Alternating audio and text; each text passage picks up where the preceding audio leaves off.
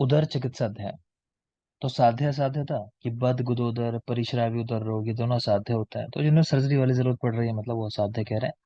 बाकी रोग जो है कृत साध्य है। आपको चरक वाला क्रम शायद ध्यान होगा, वीपी के पसीजा ऐसा करके हमने याद किया था वहां पे। ठीक है ना, तो वो देख लेना, तो जलोदर लास्ट में था उसके अंदर।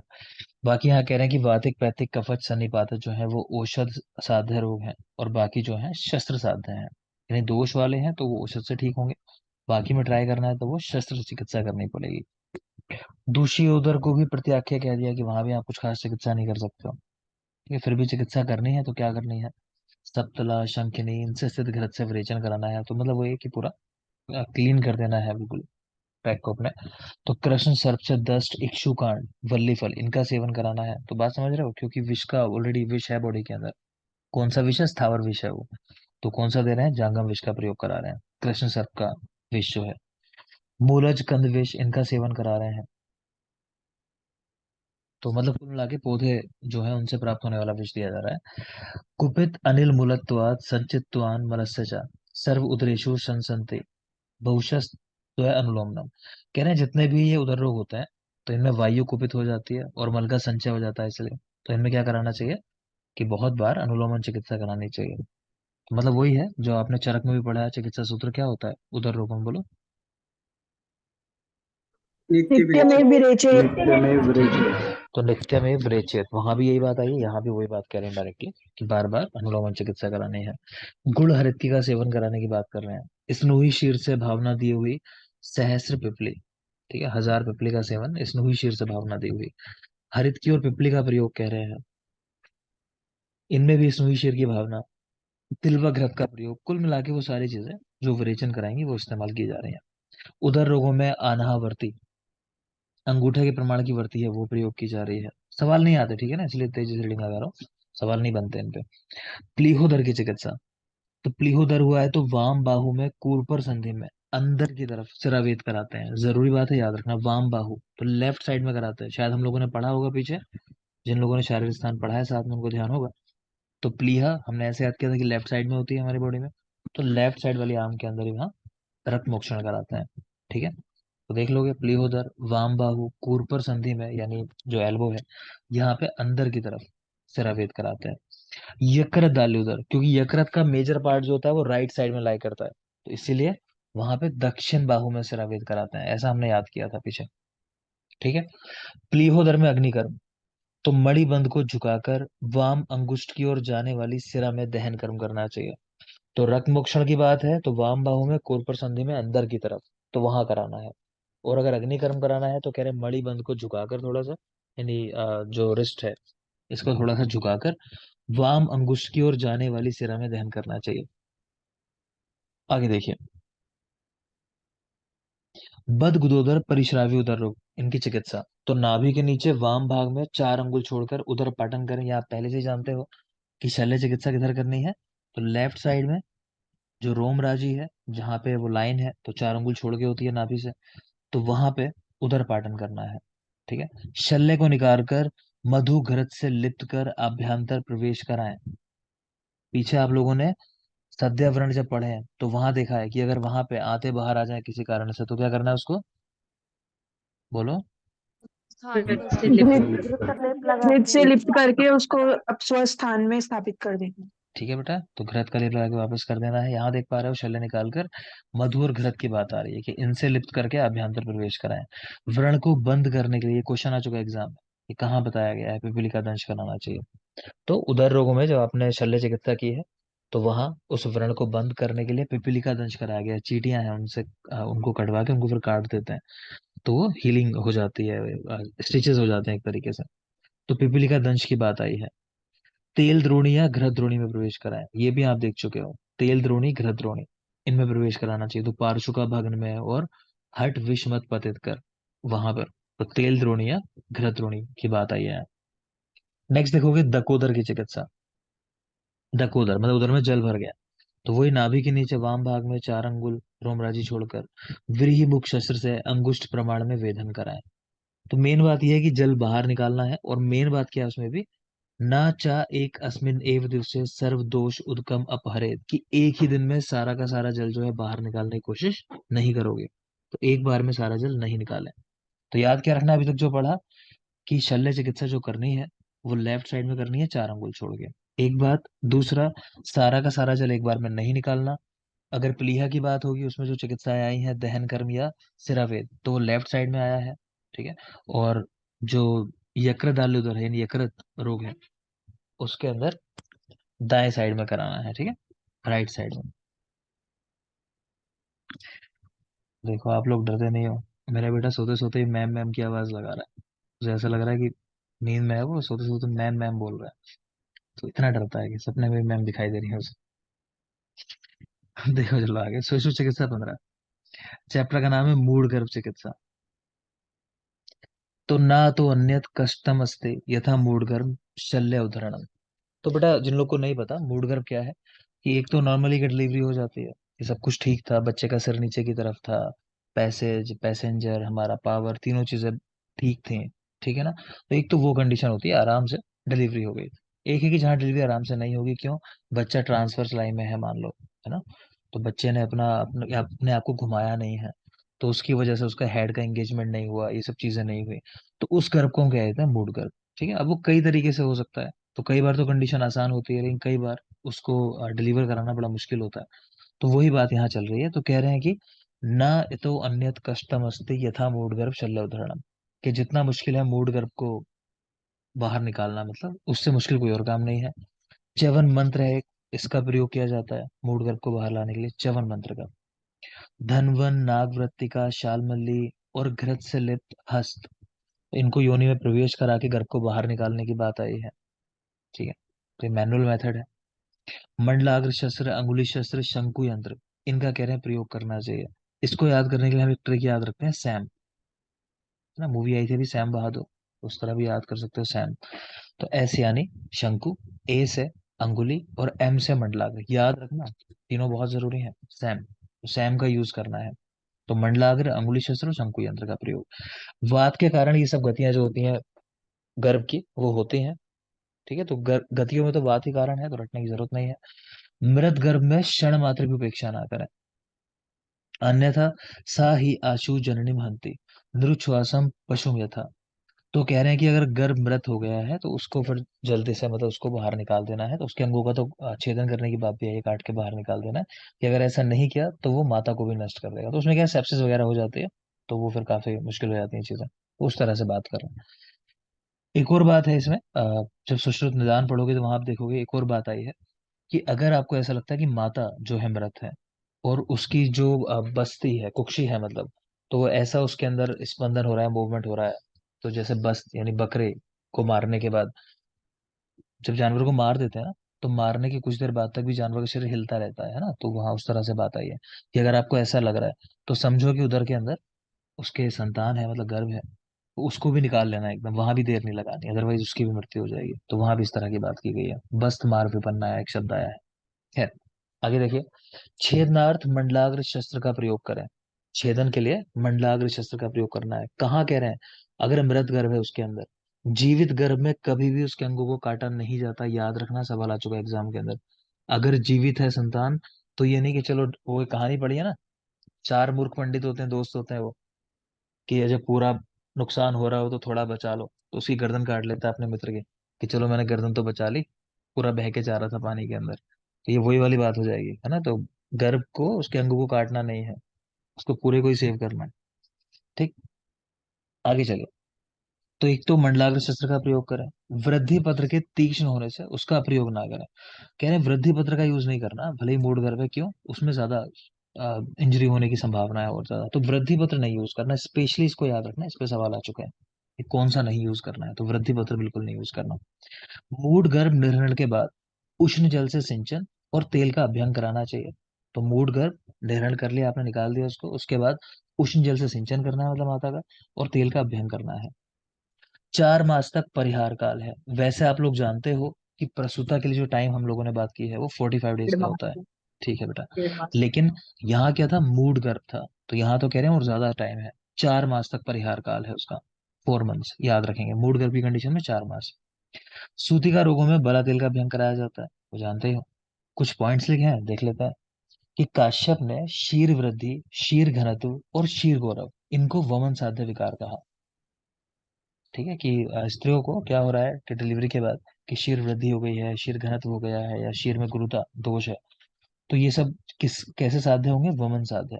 कल ही शायद हम बात कर रहे थे कि हृदय रोगों में कि गुरु दुग्ध पीने से क्या हो जाता है, तो बालक को हृदय रोग हो जाता है। ठीक है ना, मैंने आपको वो श्लोक दिखाया था, हृदय रोग का निदान का जो श्लोक था, तो वहां वो लिखा हुआ था, ध्यान आ रहा होगा, गुरु शब्द भी था श्लोक के अंदर। ठीक है, तो वहां हमने बात की थी। नेक्स्ट है माधव, उन्होंने स्तन्य रोगों को स्तन्य कोप कहा। बहुत जरूरी बात है, सवाल आ चुका है अभी। किस आचार्य ने स्तन्य रोगों को स्तन्य कोप करके लिखा है? तो माधव ने कहा है। नेक्स्ट आचार्य काश्यप, स्तन वज्रा, स्तन कीलक और पीत वज्रा रोग का उल्लेख किया, जिसकी चिकित्सा में घृतपान इन्होंने बताया है, वमन कराने को कहा है। ठीक है, तो स्तन वज्रा, स्तन कीलक या पीत वज्रा रोग है जिसकी चिकित्सा घृतपान, तो स्पेशली याद रखो। ठीक, घृतपान कराते हैं, वमन भी कराते हैं। आगे चलिए। सा शेष दोष अर्बुद पुनः बढ़ जाता है, कि अगर आपने अर्बुद को पूरी तरह नहीं निकाला, एक पॉइंट लिख रहा है, तो क्या होगा? वो अर्बुद दोबारा बढ़ जाएगा। हम यही तो कराते हैं कि जब कैंसर का ट्रीटमेंट होता है, आप अक्सर देखोगे कि किसी ऑर्गन में कैंसर था, तो उसके आसपास भी डॉक्टर को अगर डाउट थोड़ा सा भी जाता है उसको, तो वो निकाल देते हैं आसपास के ऑर्गन में, है ना, कि हो सकता है यहाँ तक मेटास्टेसिस हो गई हो। अच्छा, मेटास्टेसिस पे एक बात बता देता हूँ, कि कैंसर को जो हम कहते हैं ना, स्टेज 1 चल रही है, थर्ड स्टेज चल रही है, तो जैसे ही मेटास्टेसिस हो जाती है तो सीधा वो स्टेज थर्ड कैंसर हो जाता है। ठीक है, आगे चलिए। नेक्स्ट है चैप्टर नंबर 19, वृद्धि, उपदंश, श्लीपद चिकित्सा। वृद्धि, उपदंश और श्लीपद चिकित्सा, कुछ चीजें सबको ध्यान होंगी कि उपदंश रोग का प्रथम उल्लेख किसने किया है? तो सुश्रुत ने किया है। फ्रंग रोग का किसने किया है? तो सुश्रुत। भावप्रकाश ने किया है। ठीक है हाँ। बेटा, तो उपदंश बाय सुश्रुत, श्लीपद फ्रंग बाय भावप्रकाश। श्लीपद रोग में कुछ बेसिक बात थी कि डेक डाइथाइल कार्बामेजिन मेडिसिन है हमारी। ठीक है, और इसके अलावा इसके लिए पढ़ा है हमने कि आनुपदेश वासियों को होता है, ऐसा आचार्य वाग्भट ने कहा है।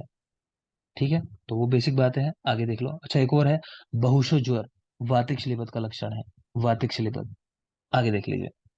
अश्व आदि यान व्यायाम मैथुन आदि सब वर्जित है। ठीक है, किसमें? वृद्धि रोगों के अंदर, कि ये चीज नहीं करनी है। अश्व की सवारी करना, किसी यान पे मतलब सवारी पे बैठ के जाना, व्यायाम करना, मैथुन, तो ये सब वर्जित है वृद्धि रोगों के अंदर। और कह रहे हैं कि वृद्धि रोग 6 टाइप के होते हैं, तो यहाँ लिखे हुए हैं, वातिक, पैत्तिक, कफज, रक्तज, आंत्र, मूत्र और मेदज वृद्धि। इसको आप याद रख सकते हो। जैसे सुमित अभी पूछ रहे थे कौन से भेद याद करने हैं, तो एक तो आपको सूत्र स्थान में जो चैप्टर दिए हैं, तो वो तो आपको याद करना ही है। प्लस जैसे ये वाले भेद हैं, या कहीं कहीं मैं कहूंगा कि हाँ ये भेद जरूरी है, तो ये वाले याद होने चाहिए कि वृद्धि रोग कितने प्रकार के। ठीक है, तो ये देख पा रहे हो, वीपी के आर, आंत्र, मूत्र और मेदज। आगे देखिए।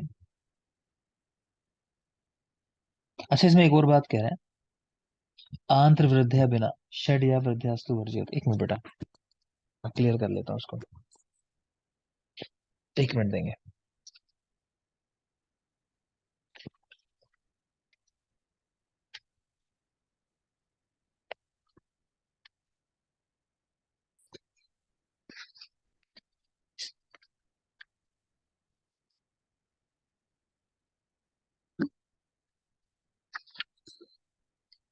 हम्म, यहाँ पे लिख रहे हैं इसका मतलब कि आंत्र वृद्धि को छोड़कर अन्य 6 वृद्धि रोगों में ये सारी चीजें जो हैं, इनका त्याग कर देना चाहिए। तो आंत्र वृद्धि में नहीं मना कर रहे, ये है इसका मतलब।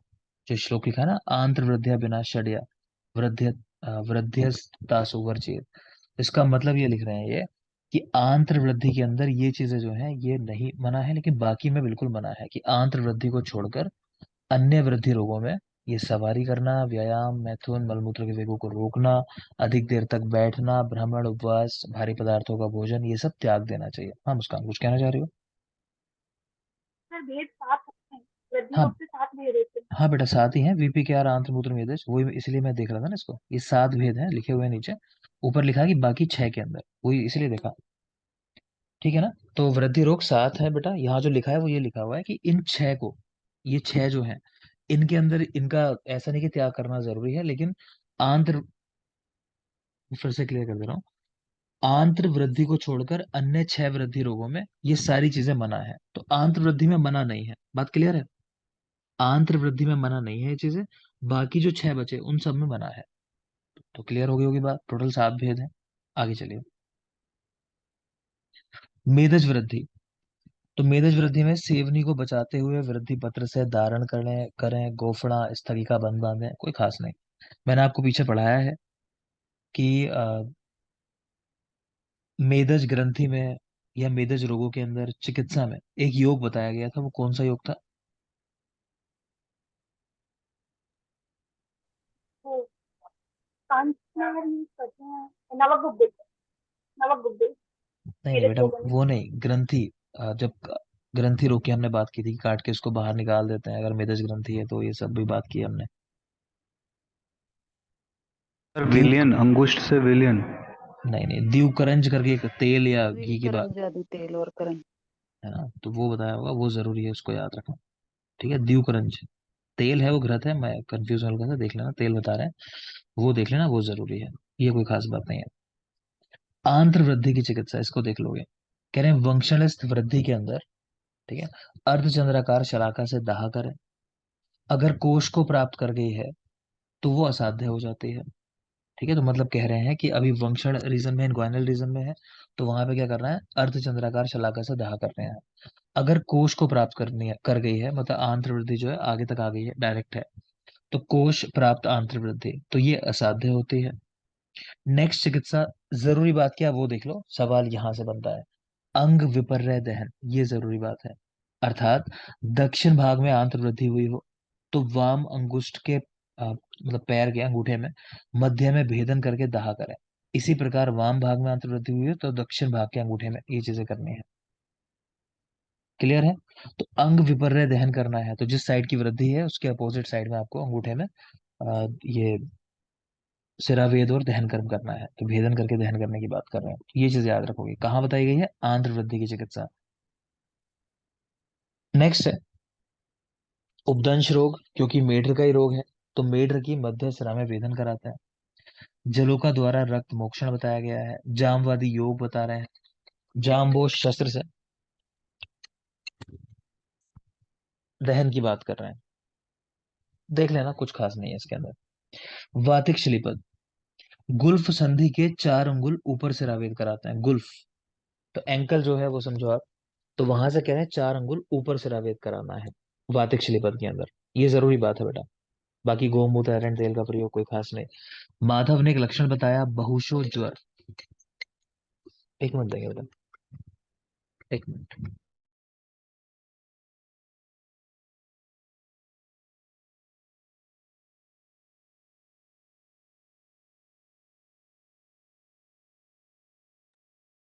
हम्म, तो वातिक श्लीपद में गुल्फ संधि के 4 अंगुल ऊपर, पैतृक श्लीपद में देख रहे हो गुल्फ संधि की कह रहे हैं नीचे से रावेद कराना चाहिए, है ना, तो वहां भी लिखा तो सिर्फ ऐसे ही है नीचे, लेकिन इसका मतलब लोग लगा लेते हैं कि ऊपर जैसे 4 अंगुल बताया है, तो ऐसे ही है गुल्फ संधि के नीचे 4 अंगुल, कुछ कुछ लोग इस तरह से भी इसको करते हैं। ठीक है, तो आप तो मेन वर्ड याद रखो, लिखा है कि गुल्फ संधि के नीचे, अगर ऑप्शन माना लिखा हो 4 अंगुल नीचे तो लगा सकते हो, बाकी मेन तो यही है गुल्फ संधि के नीचे।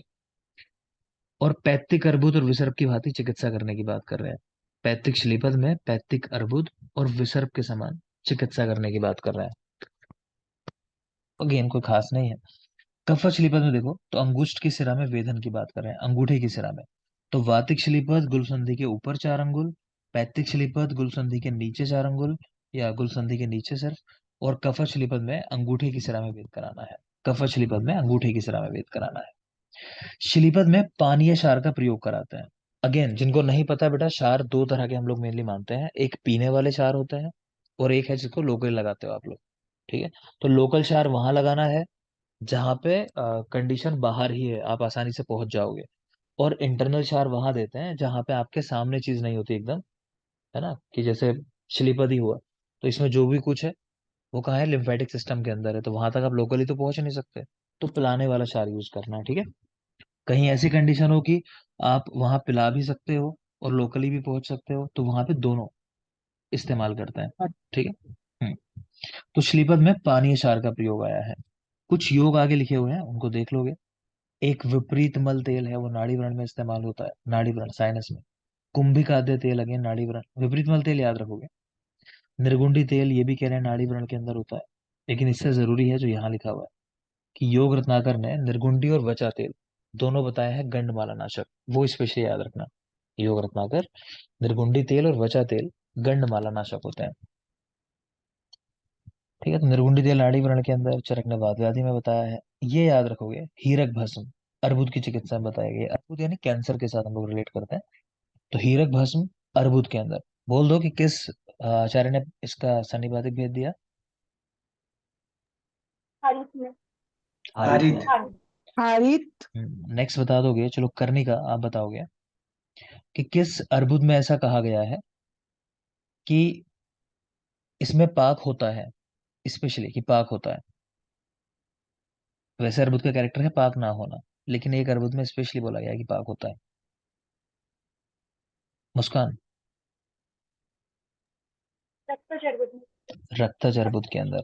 ठीक है, रक्तज अर्बुद में है। रोहित। अच्छा। यस। रोहित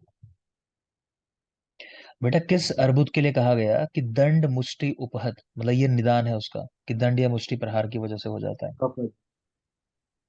कर्णिका कहना चाहोगे। कफज। सर वो द्विअर्बुद और जो अद्विअर्बुद बताए हैं सुमित उसके लिए। सुमित बताना महासर्बुद चाहोगे। है सर, महासर्बुद। मानस अर्बुद। है ना महासर्बुद। दंड। सुमित ने देखो, अच्छा माइक ऑफ करो, मैं एक बात बताता हूँ इंटरेस्टिंग तुम लोगों को, कि सुमित ने भी पढ़ा नहीं है निदान स्थान। ठीक है, सुमित ने जवाब दिया है, तो आप देखो, मैं बार बार बता रहा हूँ, ये सबके लिए बिल्कुल एक बात है, सबको समझना चाहिए। देखो रिजल्ट आगे क्या होगा पता नहीं, है ना, मेहनत करना अपने हाथ में है। तो सुमित की आप मेहनत देखो कि आप लोग कितने कितने टाइम से पढ़ रहे हो। सुमित ने अभी हार्डली 1 महीना शुरू किए हुए हुआ है, सुमित को 1 सवा महीना, है ना, निदान स्थान के कुछ सवाल का जवाब आ रहा है। तो आप लोग सोचो मतलब कि कम टाइम में कितना कुछ किया जा सकता है। आप लोग तो पूरा टाइम पढ़ चुके हो, तो बेटा थोड़ा सा इससे इंस्पिरेशन लो और खूब ज्यादा मेहनत करो। सोचो कि हम क्या कर रहे हैं। जब 1 सवा महीना पढ़ के कोई ऐसा कर सकता है, तो हम क्या कर सकते हैं कि हमें साल भर पढ़ा के चलो अभी ऐसी मेहनत करते हैं हम लोग भी। ठीक है ना। देखो आगे, तो हीरक भस्म तो अर्बुद। नित्योदित रस अर्श में यूज होता है, नित्योदित रस, और नित्योदय रस कास के अंदर, और नित्यानंद रस बोलो श्रीपद। श्लीपद के अंदर। सलीप। ठीक है, श्रीपद। तो नित्योदित रस इन अर्श, नित्योदय रस इन कास, नित्यानंद रस इन श्लीपद। लिख लेना, एक जैसे हैं तीनों। लिखना चाहो तो साथ साथ लिख लो कि नित्यानंद रस के अंदर भावना जो है वो किसकी है बोलो। हारिस। हरितकी की हरित की भावना है, हरित वो की सवाल आ चुका है एग्जाम भावना। में, तो उसको लिख लेना, हरितकी की भावना है। नेक्स्ट आ जाओगे चैप्टर नंबर 20। चैप्टर का नाम है शुद्ध रोग चिकित्सा अध्याय। है ना, जिन लोगों ने नहीं पढ़ा यहाँ थोड़ा सा आपको दिक्कत लग सकती है। रीजन क्या है कि पूरा अलग रोग है, इनको जनरली हम पढ़ते नहीं है, सुश्रुत के अंदर ही इनका उल्लेख है मेनली। शुद्ध रोग है ना, काफी बड़ा चैप्टर है, देख लोगे चलो। इतना सबको याद होगा शायद, चलो पूछ लेता हूँ मैं। शिवांगी, शारंगधर ने कितने बताए हैं शुद्ध रोग, क्योंकि ये तो बात हुई है अभी कल परसों। और कोई। 64 60 60। 60 है, ठीक है, 64 नहीं है, 60 है। 60। सुश्रुत के कितने हैं। 44। 44 माधव। 44। 43। 44। 40। वाग्भट। हाँ एक कम है। 36। 36। 36। 36 है ना, तो ये कल ही बात हुई है हमारी, इसलिए मैं पूछ रहा हूँ। अब बाकी देख लो चलो। तो शुद्ध रोग चिकित्सा अध्याय, तो एक रोग है बेटा अजगल्ले का। मैं बताता चलूंगा आप लोगों को, जिन लोगों ने नहीं भी पढ़ा होगा अब तक, कि जरूरी बात क्या है वो एटलीस्ट आप याद करते चलोगे। अजगल्ले का बेटा एक चीज आती है, किसको होता है ये रोग, तो बच्चों को होता है, तो ये स्पेशली लिख लेना, बालकों की व्याधि कही गई है अजगल्ले का। ठीक है, चिकित्सा क्या बता रहे हैं कि अपक्व में जलोका द्वारा रक्त मोक्षण कराना है, और पक्व में व्रणवत चिकित्सा कराते हैं। ये भी पूछा जाता है चिकित्सा इसके, कि इनमें से किस रोग में जलोका द्वारा रक्तमोक्षण की बात आई है। अजगल्लिका में बच्चों में होने वाला रोग है, और जलोका द्वारा रक्तमोक्षण कराने की बात आई है। नेक्स्ट देख रहे हो युवान पिड़का, जिसको हम लोग मुख दूषिका भी कहते हैं। बात हुई है हमारी कि किसी भी व्यक्ति की लाइफ में ये जरूर हुए होते हैं, ये होता है एक्ने वल्गैरिस। ठीक है, तो most commonly faced skin lesion. ठीक है, तो ये होता है एक्ने वल्गैरिस। चिकित्सा क्या है, इसके अंदर वमन है। दोष भी जरूरी होते हैं, तो याद करने के लिए जिनको नहीं याद है वो याद कर सकते हो कि चेहरे को अगर कवर कर लेना है। अगर ठीक है, तो कवर रक्त मतलब कफ। कफ वात और रक्त, ये इसके अंदर दोष है। ठीक है, चेहरे को कवर कर लो, कवर मतलब कफ वात और रक्त, एक्ने वल्गैरिस की चिकित्सा, ऐसा करके हम याद रखते हैं। नेक्स्ट आ जाओगे अहिपूतना। अहिपूतना को हम लोग रिलेट करते हैं जो नैपकिन रैश होते हैं बच्चों के अंदर, है ना, बच्चों का स्टूल जैसे उन्होंने पास किया, यूरिन पास किया, क्लियर नहीं किया ठीक से, उसको क्लीन नहीं किया आपने, तो तब हो जाता है रोग। तो ये चीज बहुत जरूरी है कि अहिपूतना कब होता है। तो आध होते अपाने, एक वर्ड है, चाहो तो लिख लो ना, ये जरूरी बातें होती हैं बेटा। आध होते अपाने, कि अपान प्रदेश को ठीक से क्लीन नहीं किया आपने उष्ण जल से, आध होते अपाने, ये वर्ड बहुत जरूरी है। ठीक है, तो तब हो जाते हैं नैपकिन रैश। तो धात्री में स्तन्य शोधन कराना है, इसकी चिकित्सा में बताया गया है कि धात्री की चिकित्सा क्या है, स्तन्य शोधन कराओ। वाग्भट ने पित्त और कफ दोष नाशक चिकित्सा करने को कहा है। ठीक है, वैसे इसमें दोष जो हम मानते हैं, कोई बताएगा क्या होता है? कफ रक्त। ये दोष है। ठीक है, तो कफ और रक्त होता है। कफरक हाँ बेटा, कफ और रक्त होते हैं, इसीलिए पित्त और कफ दोषनाशक चिकित्सा की जा रही है, कि मतलब रक्त के जैसा पित्त हो गया और कफ तो है ही। तो पित्त कफ नाशक चिकित्सा कहा। जलोका द्वारा रक्त मोक्षण कराने को यहाँ भी कहा है। तो अहिपूतना हो चाहे अजगल्ली का हो, दोनों आ से स्टार्ट हो रहे हैं रोग, दोनों के अंदर ही जलोका द्वारा रक्त मोक्षण की बात आई है। पैतृक व्रण नाशक चिकित्सा बता रहे हैं। अगला देखोगे गुदभ्रंश, बहुत बहुत जरूरी, गोफड़ा बंद, आपको बताया था पीछे भी। तो गोफड़ा बंद इन गुदभ्रंश, इसके अलावा मूषक तेल का प्रयोग है, ये भी जरूरी है। मूषक तेल कहाँ यूज होता है? तो गुदभ्रंश के अंदर। आगे आ जाइए, चैप्टर नंबर 21, शोक दोष चिकित्सा अध्याय। ये चैप्टर बिल्कुल भी जरूरी नहीं है। जब मैं चैप्टर पढ़ाऊंगा आपको निदान स्थान, तो वहां भी मना कर दूंगा कि कुछ नहीं आता, एक दो सवाल आते हैं। सवाल क्या पूछता है कि शोक दोष क्यों होते हैं, तो उसका आंसर है शोक दोष का कारण कि लिंग वर्धक योगों के मिथ्या प्रयोग से, लिंग वर्धक योगों के मिथ्या प्रयोग से शोक दोष होते हैं। इतनी सी बात जरूरी है। बाकी जो भी लिखा है, मन है एक रीडिंग लगा लो, रटना नहीं है कुछ भी। यहाँ देखते हैं जल्दी से। तो पुष्कारी का एक रोग है इसके अंदर, कह रहे हैं जलों का उपचारण करना चाहिए, शीतल क्रियाएं। अलजी में जलों का उपचारण, अष्टीली का जलों का उपचारण, कफज ग्रंथि के समान चिकित्सा, सम्मूढ़ पिड़का जलों का उपचारण, पाक होने पर भेदन करा देना है, कुंभिका में भेदन व्रण रोपण, अवमंथ में भेदन, शतपोनक लेखन रस क्रिया पृथक पढ़ने आदि सिद्ध तेल का प्रयोग। बता दोगे यही? सुशर्मा, किस भगंदर के अंदर मना किया गया है कि बड़े आकार का व्रण नहीं बनाना चाहिए चिकित्सा में?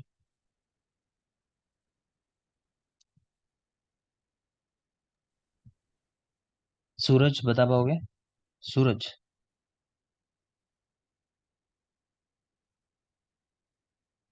नहीं, चलो और कौन बताएगा?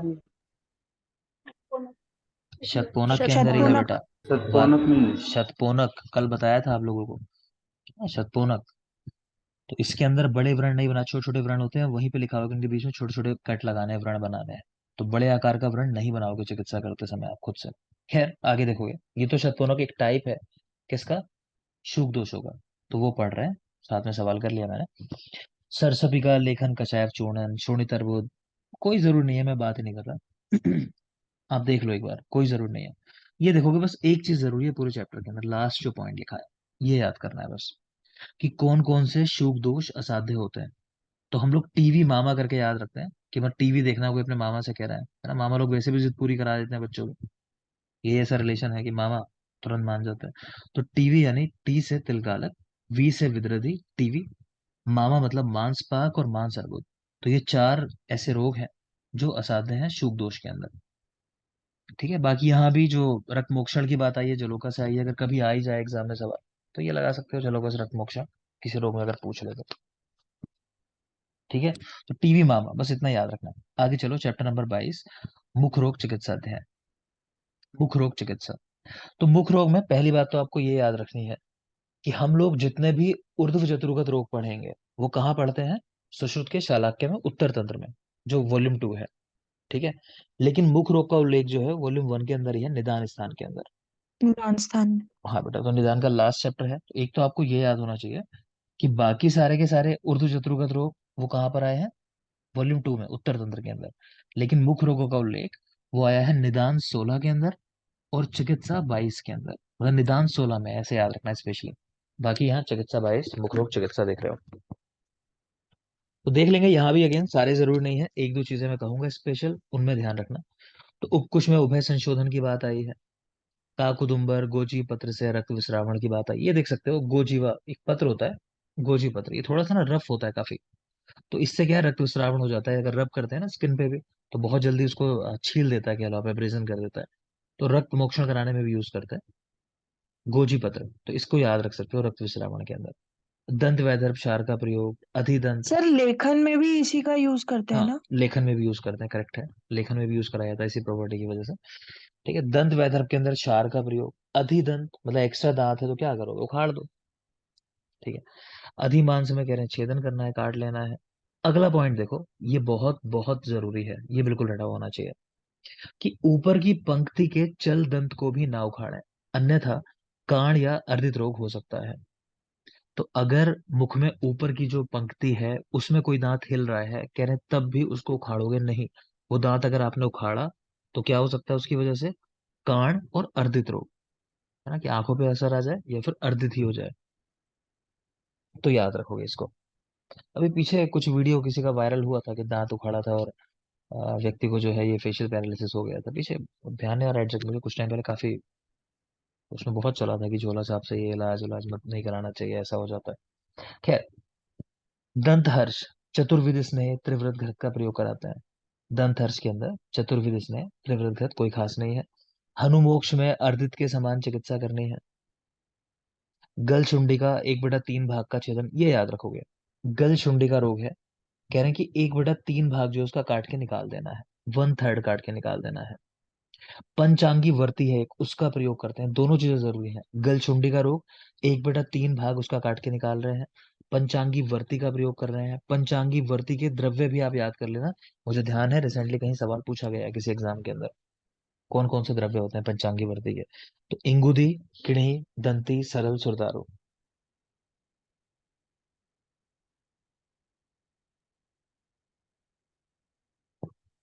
ठीक है, याद करने के लिए ऐसा कर सकते हो कि कोई सरल व्यक्ति है बेचारा, ठीक है, उसको किन्हीं व्यक्ति ने क्या किया, दारू पिला दिया, अल्कोहल पिला दिया, उनके दांतों से लगा दिया, वो जबरदस्ती, है ना।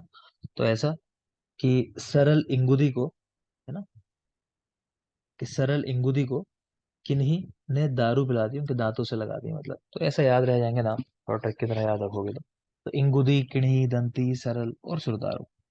आगे देखिए, गिलायु रोग, ये पूछा जाता है गिलायु रोग की चिकित्सा क्या है, बस ये पूछते हैं। तो शस्त्र साध्य कंडीशन है, शस्त्र से चिकित्सा करनी है बेटा। तो शस्त्र साध्य व्याधि है, इतना ध्यान रखोगे। बाकी जो बता रहे हैं भेदन लेखन, वो भी रहने दो, उस पार्ट पे आपके लिए नहीं जा रहा मैं, क्योंकि वो पूरा सूत्र स्थान में पढ़ाऊंगा, ठीक है। तो फिलहाल तो इतना याद रखो कि शस्त्र साध्य व्याधि होती है गिलायु। नेक्स्ट आता है चैप्टर नंबर 23, शोफ चिकित्सा अध्याय। अगेन इस चैप्टर में भी कुछ खास बात ऐसी है नहीं कि आपको याद करनी हो, देख लेते हैं थोड़ा बहुत। तो एक तो कह रहे हैं मधुर कषाय रस के अतिरिक्त अन्य सभी रस शोथ जनन का काम करते हैं। मधुर और कषाय रस के अलावा, यानी सबसे ऊपर वाला और सबसे नीचे वाला रस, उन दोनों को छोड़ दो, बाकी बीच के जितने भी रस हैं वो शोथ उत्पन्न करने का काम करते हैं। आप लोग तो मुझे ये बता दो कि शोथ जनन द्रव्यों के अंदर किस या किन महाभूत की प्रधानता होती है। अग्नि और वायु। अग्नि और वायु। ठीक है, तो अग्नि अग्नि और और वायु महाभूत की प्रधानता होती है। नेक्स्ट देख रहे हो दोष का स्थान और उसकी वजह से शोथ कहाँ होगा। चलो मैं कुछ सवाल कर लेता हूँ एक दो, पहले वो रिलेट कर पाओगे। बता दो कि मध्य भाग से स्टार्ट होने वाला शोथ कौन सा होता है। तज। पित्तज शोथ। कौन सा शोथ है जिसको दिवाबली कहते हैं। वातिज। वातज। वातिक है बेटा, कफज कोई बोला है, ध्यान रखो, इसीलिए सवाल किया है। कफज शोथ जो है रात्रि बली है। ठीक है। नेक्स्ट बता दो कि न्यूट्रिशनल ओरिजिन का शोथ जो होता है वो कौन सा होता है। वातिक, पैतिक, कफज। कफज वाला ही होता है। कफज। कफज ही इन होता ठीक है। इन्फ्लामेटरी ओरिजिन का शोथ पित्तज। पित्तज होता है। ठीक है, तो ये सब सबको है। याद है। अब चलो देख होता लो। है। ठीक है बेटा, अभी देखोगे आगे। तो दोष का स्थान और शोथ का स्थान देखो, आमाशय में दोष है तो आमाशय ऊपरी हिस्से में होता है, तो ऊपर की हिस्से में शोथ हो रहा है। पक्वाशय में है तो मध्य भाग, पक्वाशय मध्य भाग। चरक में बताओ कि कहाँ शोथ होता है, वात के स्थान में अगर दोष होते हैं तो नीचे होता है सर। अधोभाग। दोष ठीक है, अधोभाग। चरक में ऐसा लिखा हुआ है कि वात के स्थान में अगर दोष होंगे तो वात का स्थान यानी पक्वाशय, तो अधोभाग में शोथ होगा, तो ये भी याद रखना, चरक में ऐसा लिखा हुआ है, पढ़ा चुका हूँ। मलाशय में होगा तो कह रहे हैं अधोभाग के अंदर, और संपूर्ण शरीर में है तो सर्वांग शोथ होगा, तो देख लेना, मतलब पढ़ा हुआ है ऑलरेडी हमारा। मध्य भाग और सर्वांग शोथ ये कृत साध्य होता है, कि शरीर के मध्य भाग में शोथ हो या पूरे शरीर में शोथ हो, तो ये कंडीशन कृत साध्य है। अर्धांग और नीचे से ऊपर होने वाला शोथ असाध्य होता है। चक्कर में नहीं पड़ो, आप चरक के टाइम पे ध्यान करो, आपको पढ़ाया मैंने कि पुरुषों में जो शोध पहले पैरों से स्टार्ट होता है और स्त्रियों में जो शोध पहले चेहरे से स्टार्ट होता है, फेस से स्टार्ट होता है। हाँ बेटा, है ना, तो वो जो है वो कैसे है? चरक में चरक ने क्या बोला है? साध्य बोले हैं, सुश्रुत में कच्चे साध्य बोले हैं। चरक में असाध्य बोले हैं, सुश्रुत में कृत साध्य बोले हैं। चलो देख लेना, एग्जैक्ट मुझे रिकॉल नहीं कर पा रहा हूँ, लेकिन हाँ वही हमने यही शोध में देखा था कि पुरुषों का पैरों से स्टार्ट होने वाला और स्त्रियों का चेहरे से, फेस से स्टार्ट होने वाला जो होता है वो चिकित्सा में मुश्किल तो है। अब बाकी एग्जैक्ट शब्द क्या है जाके देख लेना। मुस्कान बता रही है तो सही होना चाहिए होपफुली, कि चरक का बता रही है कि असाध्य कहा है चरक ने, सुश्रुत ने कहा है कृत साध्य होते हैं। ठीक, आप चेक कर लेना एक बार। नेक्स्ट है सन्निपातिक शोध। तो स्नोही, शीर, सिद्ध, घृत का प्रयोग कराते हैं, नहीं खास बात है, छोड़ो। आगे देखिए, चैप्टर नंबर 24, अनागत बाधा प्रतिषेधी अध्याय। शायद कुछ लोगों को ध्यान आ रहा हो कि सुश्रुत ने जो उल्लेख किया है, एक तो हम पढ़ते हैं कि चरक के अंदर का, हाँ बेटा, ऋतुचर्या उल्लेख। ऋतुचर्या। तो चरक में एक तो ये कि स्वस्थ व्रत और सदव्रत का उल्लेख कहाँ है, वो बताओ पहले मुझे। सर 5 चैप्टर 5 में स्वव्रत 5 में है और सदव्रत 8 में 5 है। में और 8 में। और एक पॉइंट आपको पढ़ाया होगा कि सुश्रुत चिकित्सा 24, ये तो गलत लिख दिया है यहाँ सूत्र, यहाँ पे चिकित्सा ही पढ़ना है। चिकित्सा 24 और उत्तर तंत्र 64। वहां पर कॉमन एक चीज बताई होगी, क्या चीज बताई है वहां दोनों में, क्या पढ़ते हो? ऋतुचर्या बताया, ठीक है, ऋतुचर्या का तो ऋतुचर्या है, ठीक है, और स्वस्थ व्रत का भी उल्लेख है, तो वही बात है। ठीक है, आज का टाइम क्योंकि पूरा हुआ सेशन का, तो डिस्कस नहीं करते इसको, तो